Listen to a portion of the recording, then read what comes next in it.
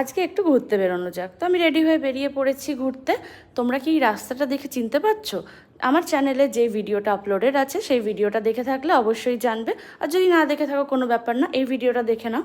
তো আমরা আজকে এসেছি বিরিয়ানি খেতে, আর অবভিয়াসলি বিরিয়ানি মানেই দাদা বৌদি।